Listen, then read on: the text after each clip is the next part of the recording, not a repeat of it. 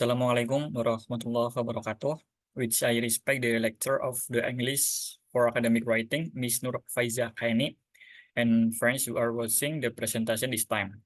On this occasion, I will present on result of my work regarding about the controversial relocation of Indonesia capital city.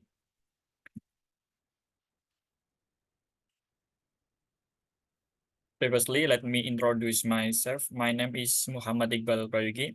I'm from the Biotechnology Study Program, Faculty Science and Technology, Aisyah University of Yogyakarta.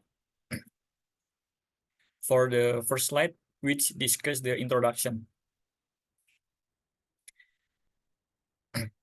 The effort to relocate the national capital has recently become a hot issue for the global community and the government, especially in the East Kalimantan area, precisely in Kutai Kartanegara and Penajian Pasir Utara, as the location of the new capital city.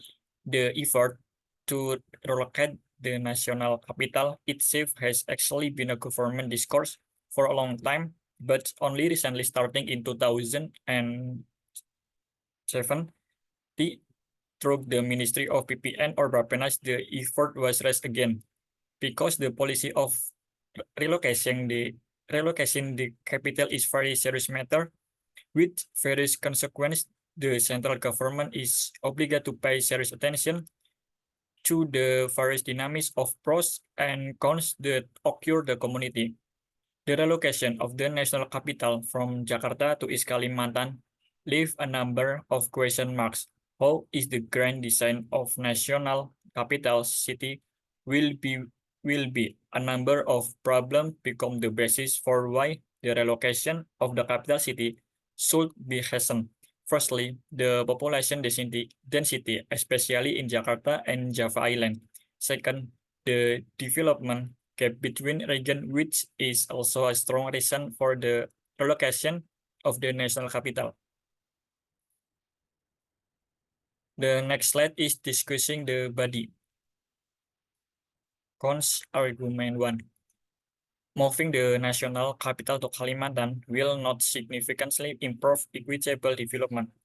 This view states that the impact of moving the new capital city on the national economy is only 0.1%, and that moving the capital city will not have a negative impact on the national economy. The position of the new IKN is vulnerable to external threats. This can be seen from the history that occurred when the Japanese first came to Archipelago to first occupy Balikpapan and its surroundings before continuing the invasion of Java. The need for funds is enormous. The financing aspect of the relocation is also still a question mark. Based on Bappenas estimation in 2019, the financing needs total 466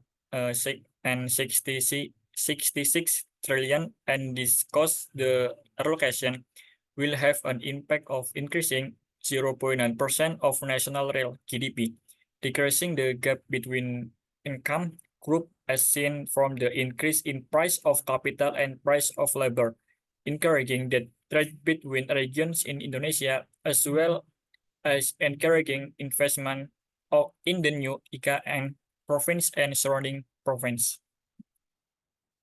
And the next slide, cons argument 2.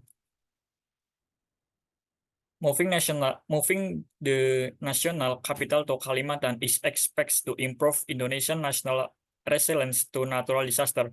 However, there are few that disagree with this. Some argue that moving the capital to Kalimantan will not significantly reduce the risk of natural disasters, as Kalimantan is also prone to disasters such as floods, landslides, and forest fires. In addition, they highlight the importance of disaster mitigation and resilient infrastructure development in any region. Without having to rely on relocation, the capital city improve national resilience to natural disaster. Regarding the geographical aspect, especially flooding and congestion in Jakarta is the main reason for moving the IKN to East Kalimantan.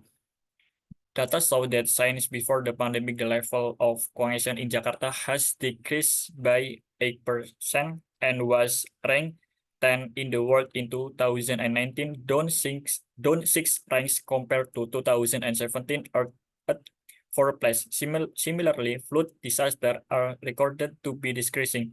The area inundated in 2020 decreased by 125 kilometer to only 156 kilometer from 281 kilometer in 2015 and 455 kilometer in 2007.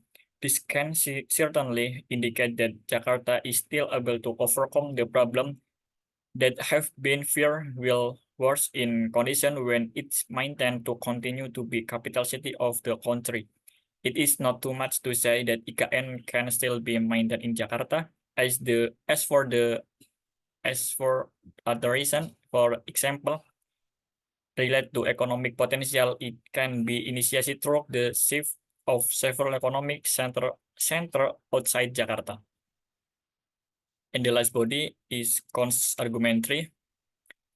This view states that the relocation of the new capital city will not automatically improve Indonesia economic competitiveness, as other efforts such structurally from improving the quality of human resource and increasing investment in potential sector are still need. In addition, there is a view that moving the capital to Kalimantan will not significantly reduce economic inequality between Java and other islands, as other measures such infrastructure development and improving the quality of human resource in underdeveloped area are still needed. And the last slide is the conclusion. Planning and manage stakeholder in the relocation of the capital, especially out of the Java, should be understood as a very important process before making a major decision to move the capital out of Jakarta or to keep Jakarta as the national capital. Indonesia needs to very carefully discuss the details of the plan along with the involvement of all stakeholders, including the socialization of the relocation of the national capital in an effective and target manner.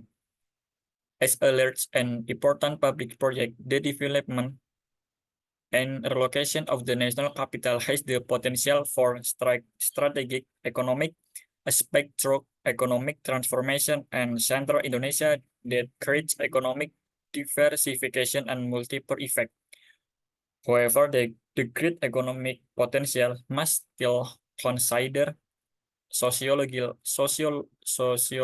aspect, geographical aspect, and geopolitical aspect. Therefore, it must be supported by all parties so that it can run effectively. And this is reference. Well, that's all the presentation from me. If there any speech that is least pleasing, please forgive. That's all. Thanks. Wassalamualaikum warahmatullahi wabarakatuh.